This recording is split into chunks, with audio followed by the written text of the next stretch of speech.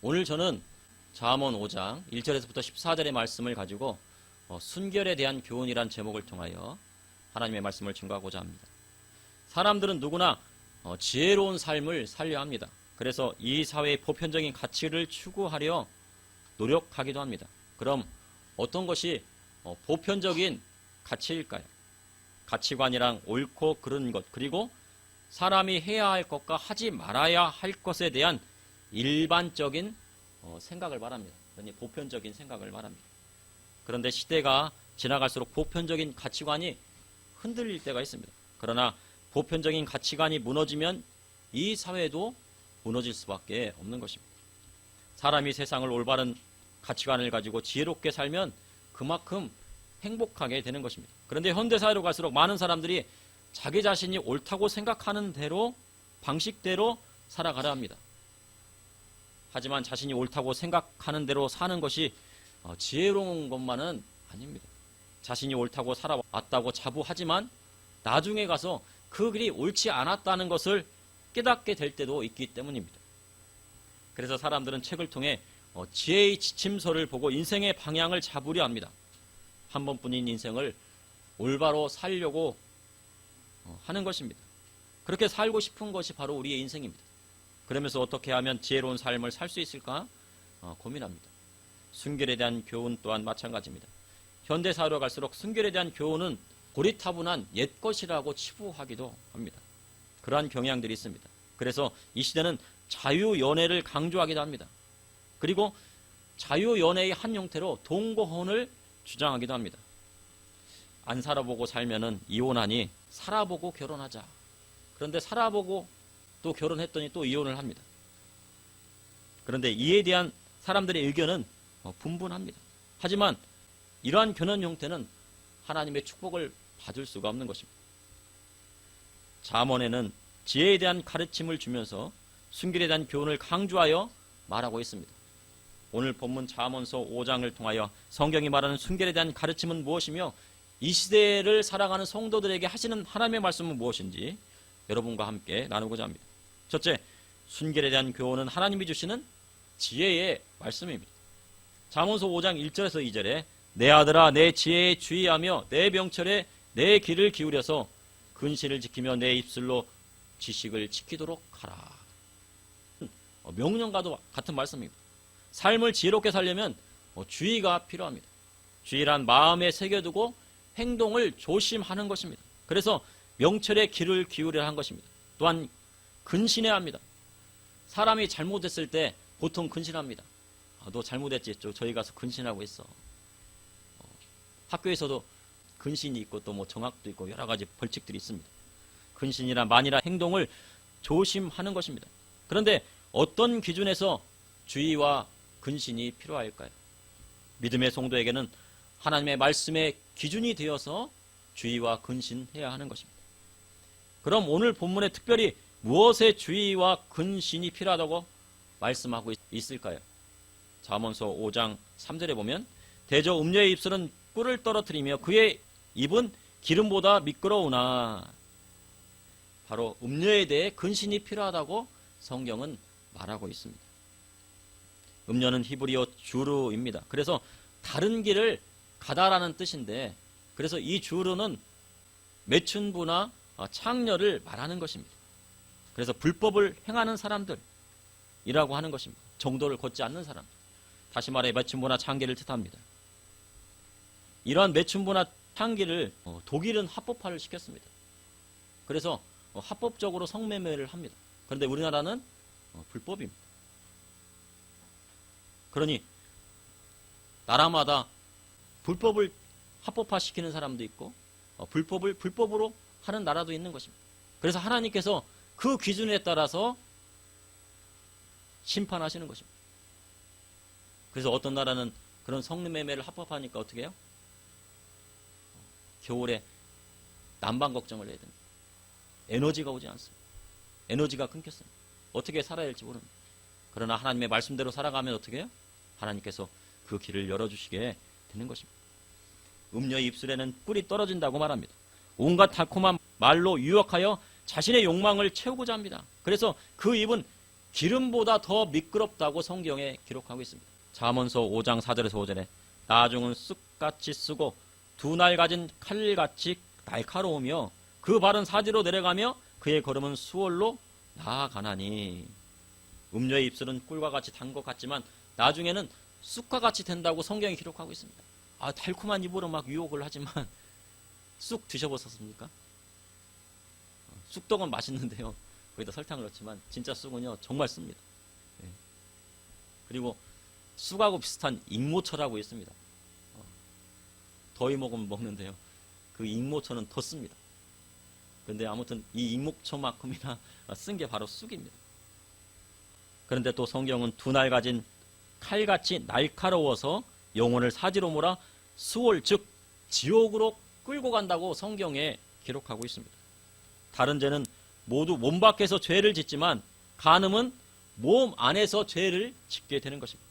그래서 음녀와 결합하는 자는 음녀의 영과 결합하는 결과를 초래하게 되는 것입니다.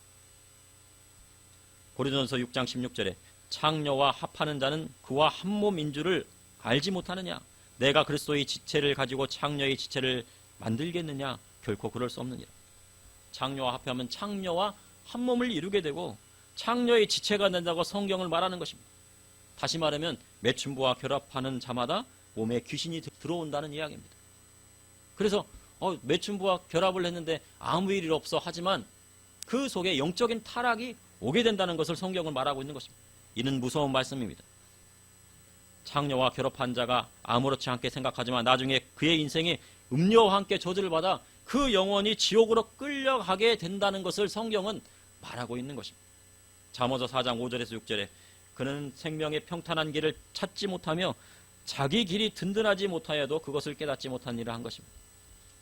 사사기에 보면 삼손과 드릴라의 이야기가 나옵니다. 삼손은 기생인 블레셋 여인 드릴라와의 관계가 진정한 사랑인 줄 알았습니다. 이 드릴라 정말 그 입술에는 뭐가 나와요? 막 뿔처럼 막 달게 막 얘기해요. 삼손 마음에 탁탁 맞게 그냥 이야기를 합니다. 그래서 이 삼손은요 정말 드릴라를 사랑한 것 같습니다.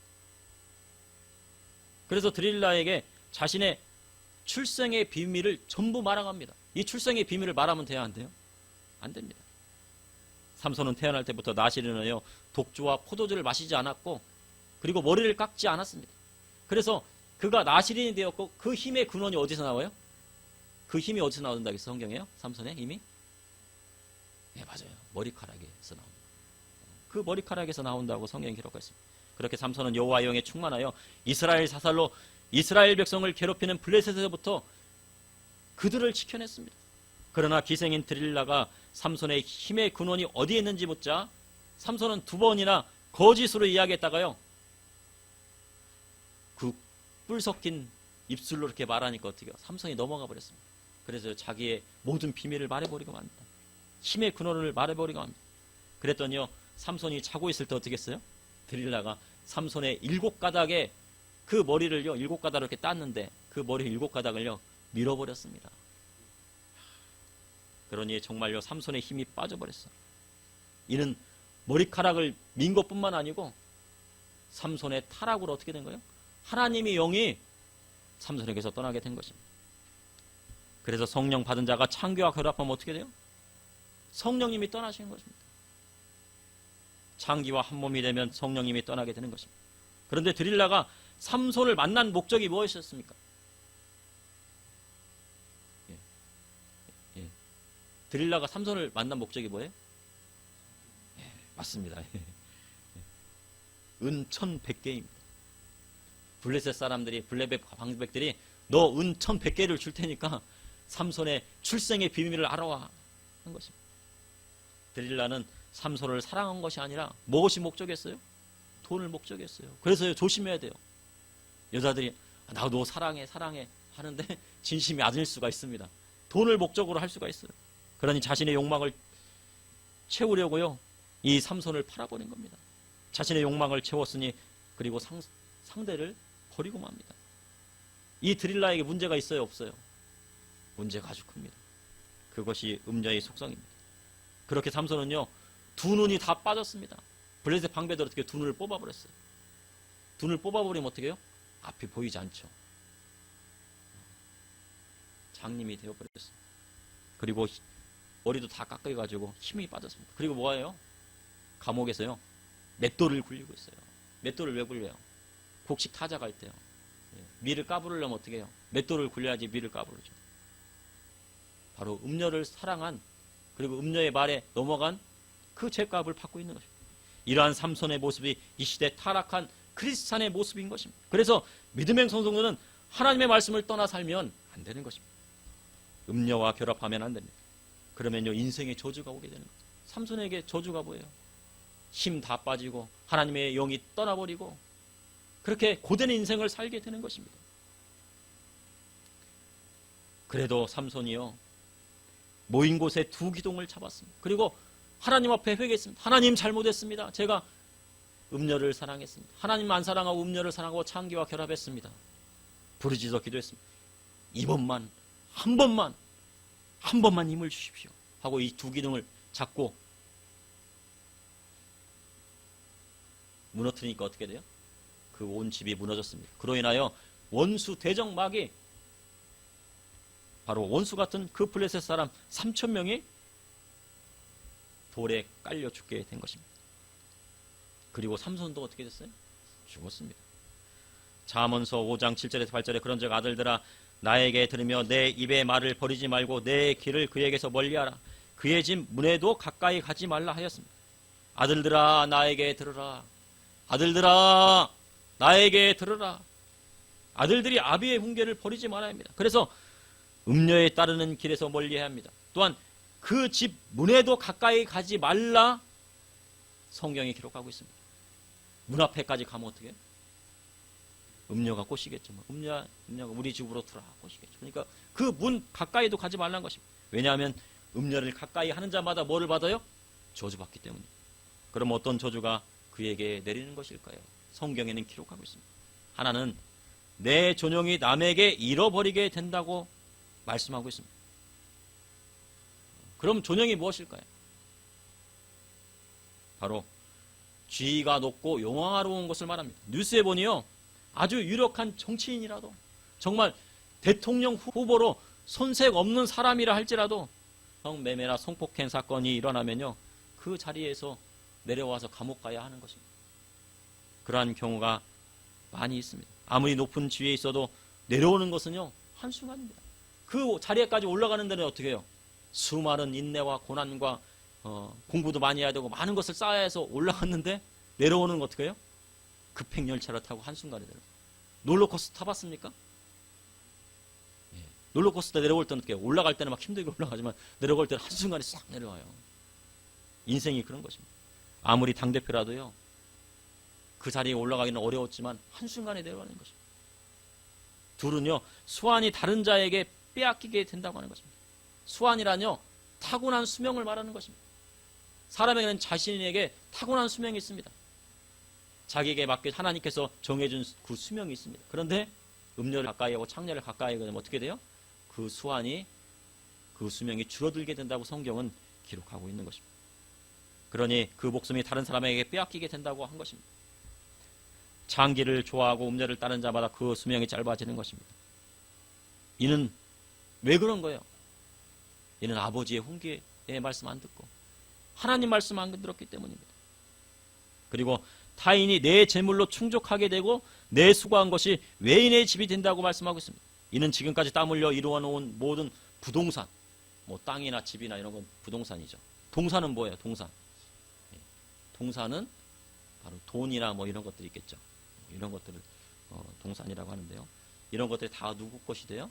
자기의 집도, 돈도, 재산도, 집에 있는 냉장고까지 다 누구 것이 돼요? 다른 사람의 소유가 된다는 것입니다. 이는 무서운 말씀입니다. 창녀와 합하는 자는 모든 것을 다 잃게 되고 거지가 된다고 하는 것입니다. 그러니 음녀의 문 앞에 섰던 자마다 회개해야 하는 것입니다. 그래야 삼손처럼 하나님의 긍휼하심도 받을 수 있는 것입니다. 하나님을 사랑하는 자가 음녀와 결합하면 어떻게 됩니까? 아까처럼 삼손처럼 되는 것입니다. 그래도 삼손은 회개했습니다. 그러나 세상 사람들은 음녀와 결합하고도 잘 사는 경우를 보게 됩니다. 그러면 어떻게 돼요?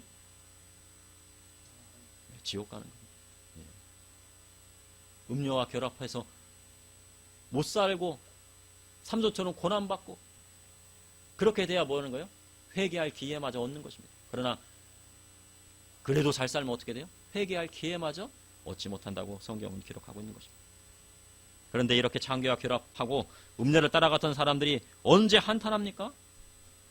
젊었을 때요, 힘이 좋고 뭐 힘이 있을 때, 돈도 있고 뭐 자기가 어디 나가서 열심히 일하면 돈도 들어올 때는 괜찮은데요, 나중에 나이가 들고 늙게 되면, 힘이 빠지게 되면 뭐예요?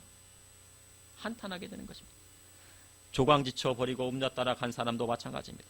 젊은 때는 창기와 노라는 것이 꿀과 같이 단 것 같지만 노년이 돼요, 돈이 다 떨어지면요, 그 창기들과 음녀들은 다 어디를 가요? 다 떠나가는 거예요. 그리고 주위에 아무도 없습니다. 자식도 없고 아내도 없고 다 없어요. 누구만 남는 거예요? 혼자 남는 것입니다. 그러니 그의 인생이 비참한 것이죠. 그래서 나이가 한 살이라도 젊었을 때 이 말씀을 마음에 새겨야 하는 것입니다. 그리고 어린아이들에게도 이 말씀을 증거해야 되는 것입니다. 잠언서 5장 12절에 14절에 말하기를 내가 어찌하여 훈계를 싫어하며 내 마음이 꾸지람을 가벼이 여기고 내 선생의 목소리를 청정하지 아니하며 나를 가르치는 이에게 귀를 기울이지 아니하였던고. 많은 무리들이 모인 중에서 큰 악에 빠지게 되었노라 하게 될까없노하노라. 아버지의 훈계를 듣지 아니하고 하나님의 말씀을 가르치는 선생님의 말씀을 청종하지 아니하면 인생의 끝에서 한탄하는 일이 생기게 되는 것입니다. 그런데 성경에는 많은 무리들이 모인 중에 큰 악에 빠지게 되었노라 하는 것입니다. 이 말씀은 뭐냐면요, 세상 사람들이 다 이러한 길을 쫓아간다는 겁니다. 그러니 어떻게 해요? 이 흐름이 교회에서는 뭐예요? 순결하라 가르치지만 세상 사람들은 순결 그거는 무슨 옛날 얘기야, 고리타는 번한 얘기 하지마. 순결이 무엇이 중요해? 나하고 맞는 사람을 찾아가지고 이 사람 저 사람 다 만나보고 결혼하는 것이 중요하지. 많은 무리들이 모인 중에서 큰 악에 빠지게 되었노라 할까 염려하노라. 그렇게 살다가 어떻게 인생이 끝에서요? 한탄하는 것입니다. 내 인생이 왜 이렇게 됐는가? 내 인생이 왜 그렇게 됐어요? 바로 음녀를 따라갔기 때문에. 하나님 말씀 따르지 않았겠어요. 그래서 성경에 말하는 순결에 대한 교훈을 어려서부터 따라야 하는 것입니다. 이렇게 순결에 대한 교훈을 따른 자마다 이 땅에서 잘되는 하나님의 축복이 임하게 되는 것입니다. 그러므로 순결에 대한 교훈은 하나님이 주신 지혜의 말씀입니다. 둘째, 순결에 대한 교훈은 젊어서 취한 아내로 즐거워하는 것입니다. 현대사회로 갈수록 혼전 순결에 대한 교훈을 고리타분한 옛것으로 치부하기도 합니다. 그러나 성경은 하나님의 허락하신 결혼을 통하여 하나님의 축복이 임하게 될 것을 말씀하고 있습니다. 성경이 말하는 순결은 결혼하기 전까지 순결을 지키다가 사랑하는 사람을 만나 양가 부모님의 허락을 받고 둘이 한 몸이 될 때 하나님의 축복이 임하게 되는 것을 말하게 되는 것입니다. 우리 어린아이들도 나중에 어떻게 돼요? 부모님을 떠나서 이제 결혼을 하게 될 겁니다. 결혼하기 전까지 순결을 지켜야 돼요, 말아야 돼요? 지켜야 되죠? 맞아요. 지켜야 돼요. 지키고 사랑하는 사람을 만나서 그 다음에 뭐 해야 돼요? 누구의 허락을 맡아야 돼요?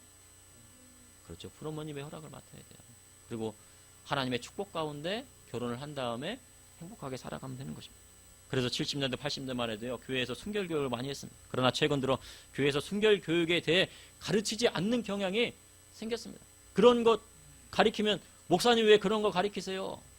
시대가 어느 때인데요, 지금 2020년이 지났어요. 2022년이에요. 이는 하나님의 축복받는 길을 가르치지 않는 것과도 같은 것입니다. 창세기 2장 24절에서 25절에 이러므로 남자가 부모를 떠나 그의 아내와 합하여 둘이 한 몸을 이룰지로다. 아담과 그 아내 두 사람이 벌거벗었으나 부끄러워하지 아니하니라. 결혼은 부모님의 승령을 받고 둘이 한 몸이 되는 것입니다. 그래서 아담과 하와가 둘이 벌거벗었으나 부끄러워하지 않은 것입니다. 하나님이 아담과 하와를 어린아이로 지으신 것이 아니라 다 큰 성인으로 지으신 것입니다. 그래서 하나님이 아담이 독차하는 것을 보기 좋게 생각하지 아니하시고 아담의 갈뼈를 취하여 하와를 지으셨습니다. 그러니 남자에게 자기에게 있는 자기의 갈비뼈를 취하여 만든 하와가 있겠습니까? 없겠습니까? 이 세상 어딘가는 있겠죠. 그래서요, 한 남자에게는 한 아내가 필요한 것입니다. 일부일처가 성경적입니다. 그래서 한 번 결혼하면 누구도 한 몸을 나눌 수가 없는 것입니다. 한 몸을 나누면 어떻게 되겠습니까? 죽죠. 그러니 성경에 이혼이라는 것이 없습니다. 다만 배우자가 먼저 떠난 경우에만 재혼이 허락되어집니다. 그러나 먼저 세상을 떠난 경우라도 혼자 있는 것이 더 좋다고 바울은 말하고 있습니다. 잠언서 5장 15절에 16절에 너는 내 우물에서 물을 마시며 내 샘에서 흐르는 물을 마시라. 잠언서에 보면요, 가정은 샘물과 같다고 말하고 있습니다. 그런데 이 샘물은 누구의 샘물이에요? 이 가정 안에서만의 샘물입니다. 구약성경에 보면요, 자기 샘을 지키려고요 다른 목자들이 싸웁니다. 그랄의 목자들과 이삭의 목자들이 막 싸워요. 막 주먹 다짐하면서. 왜 그래요? 자기 샘을 지켜야 되기 때문에요. 한 집안의 가정은 어떻게 해야 돼요? 자기 샘을 지켜야 됩니다. 남들이 막 먹지 못하게 되고 자기만 그 샘을 누려야 됩니다. 그러니 다른 샘을 논봐서는 또한 안 됩니다. 잠언서 5장의 샘물은요, 히브리어 마얀을 뜻합니다. 이는 하나님 앞에 이루어진 혼인 관계에서 부부 생활을 하라는 것입니다. 그러니 이 샘물 안에서만 부부 생활을 하라는 것입니다. 그러니 이 샘물은 다른 곳으로 흐르게 해서는 안 되고 다른 사람과 나누어서도 안 되는 것입니다. 십계명의 제10에 내 이웃의 집을 탐내지 말라. 내 이웃의 아내나 그의 남종이나 그의 여종이나 그의 소나 그의 낙이나 무릇 내 이웃의 소유를 탐내지 말라 하셨습니다. 그럼 내 이웃의 아내를 탐내면 어떻게 되나요? 다윗의 이웃이 누구였습니까? 성벽에서 딱 보니까 누구네 집이 보여요? 바로 우리아의 집이 보입니다. 예. 해쪽 속에 우리아의 그 자기 충실한 부하의 집이 보였습니다. 그런데 그 집을 보니까 뭐 하고 있어요? 바세바가 목욕하고 있어요. 다윗의 이웃인 우리아의 아내 바세바를 취한 일로 그 집안에요, 그 일로 하나님의 보응이 오게 됩니다. 회개했는데도 하나님의 보응이 그에게 왔어요. 그래서야 장남 암논이요, 배다른 여종선 다말을 겁탈하는 일이 생깁니다. 그리고 나중에 어떻게 압살롬이 어떻게 해요? 암논을 죽이게 되죠. 그리고 다윗이 가장 사랑했던 아들 압살롬이 반역을 일으키고 백주 대낮에 어떻게 합니까? 다윗의 후궁들을요, 이 압살롬을 다 취하는 부끄러운 일이 일어나게 됩니다. 이 모든 것이 다윗이 이웃의 아내를 취한 대가가 보응으로 오게 된 것입니다. 그래서 결혼한 자에게 순결은 무엇입니까? 결혼한 자에게 순결은 무엇입니까? 자기 남편, 자기 아내를 사랑하는 것에 있는 것입니다. 그리할 때 하나님의 축복이 그 가정 가운데 물붓듯이 부어주시는 것입니다. 셋째, 순결에 대한 교훈은 하나님의 훈계의 말씀을 달게 받는 데 있습니다. 잠언서 5장 18절에 내 샘으로 복되게 하라. 내가 젊어서 취한 아내를 즐거워하라. 젊어서 취한 아내로 즐거워하면요, 그 샘이 복되게 되는 것입니다. 그래서 아내로 즐겁게 해야 됩니다. 성경에 젊어서 취한 아내를 사랑스러운 암사슴 같고 사랑스러운 안사음, 그리고 아름다움 암노로 같다고 말합니다. 암사슴 보셨습니까? 꽃사슴 보셨습니까? 이렇게 정말 아주 귀엽습니다. 귀엽고 예쁘고 막 사랑스럽고. 솔로몬이 젊어서 취한 아내가 얼마나 사랑스러웠겠습니까? 그런데 솔로몬은요, 아내를 많이 들이기로 유명한 사람입니다. 정략결혼을 해서 많은 왕비와 후궁을 드렸는데 몇 명을 드렸대요? 예, 1000명이나 되는 왕비와 후궁을 드렸대요.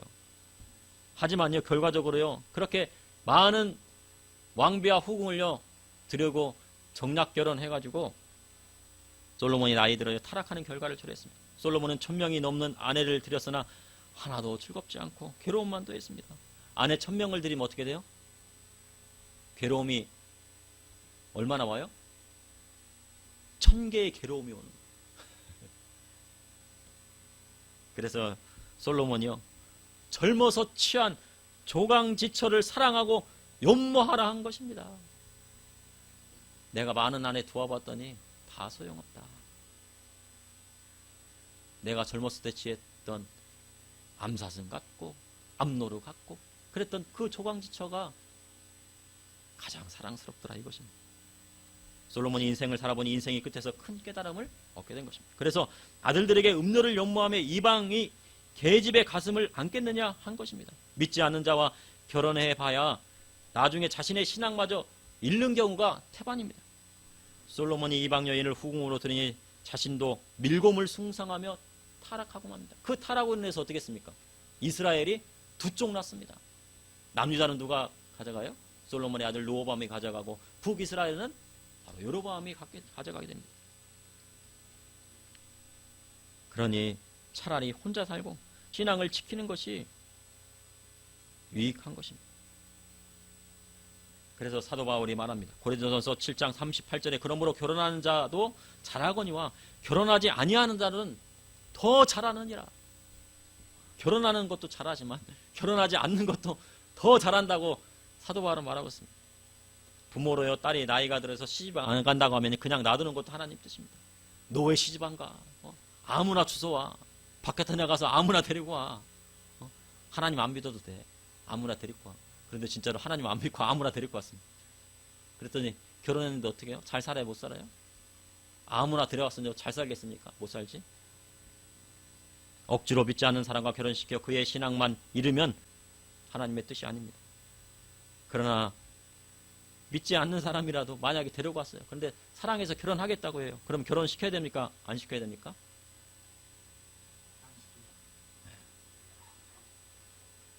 데리고 사랑한다고 하면요. 시켜야 됩니다. 결혼시켜야 됩니다. 왜냐하면요. 성경에 보면요. 딸이 좋다고 하면 결혼해서 그것이 내 십자가다 생각하고 하나님만 붙들고 나아가는 수밖에 없는 거예요. 그가 내 십자가라고 생각하고 평생 시부모님 뭐예요? 전도하고 내 남편 전도하고 고난 받으면서 어떻게 해요? 그러다가 또 돌아오면 어떻게 해요? 상급이 하늘에 쌓이는 것이 되기 때문에. 그러니 결혼 안 하는 것도 저 잘하는 것입니다. 잠언서 5장 21절에 대저 사람의 길은 여호와의 눈앞에 있나니 그가 그 사람의 모든 길을 평탄하게 하시느니라. 사람의 길은 여호와의 눈앞에 있다고 성경은 말합니다. 사람이 아무리 그 길을 계획할지라도 그 발걸음을 인도하시는 분은 여호와 하나님이십니다. 그래서 하나님 말씀대로 나아가고자 하는 자마다 그의 모든 길이 평탄해지는 것입니다. 그러나 악인은 그렇지 않습니다. 악인은 자기의 악에 걸려 넘어집니다. 음녀의 입술에 나오는 꿀을 더 달다고 따라가는 자는 어떻게 됩니까? 그 인생의 저주가 임하게 되는 것입니다. 그리고 그가 쌓은 악으로 모든 것을 잃게 됩니다. 결국 그것이 올무가 되어 그 모든 지위와 명예와 부를 내려놓아야 하는 것입니다. 잠언서 5장 23절에 그는 훈계를 받지 아니함으로 말미암아 죽겠고 심히 미련함으로 말미암아 혼미하게 되느니라. 이러한 모든 것이 생기는 이유는 무엇입니까? 바로 하나님의 훈계의 말씀을 듣지 않았기 때문입니다. 훈계의 말씀은요 듣기가 참 힘듭니다. 은혜의 말씀 듣기는요 아주 꿀같이 막 은혜의 말씀 들으면 막 눈이 번쩍 뜨여가지고 아멘 아멘 축복 준다고 아멘 아멘 하는데 훈계의 말씀 들으면 어떻게 돼요? 듣기가 싫어요. 아버지한테 칭찬의 말씀을 들으면 어떻게 해요? 좋습니다. 아유 너 잘한다. 아유 우리 사랑스러운 아들. 그러나요 아버지의 훈계의 말씀은요 듣기가 쉽지 않아요. 아버지의 훈계의 말씀은 어떻게 해요? 계속 광고합니다. 했던 말씀 또 하시고 했던 말씀 또 하시고 이번에 했는데 다음 주에 가니까 또 하시고 한 달 있다가 가니까 또 하시고 1년 있다가 가니까 계속 그 말씀 하십니다. 듣기가 쉽지 않습니다. 그러나 같은 말씀이라도 그 말씀을 즐겁게 그 마음에 새기고 따르게 되면 어떻게 됩니까? 복이 그에게 오는 것입니다. 창세기에서 요한계시록까지 하나님의 훈계의 말씀이 기록되어 있습니다.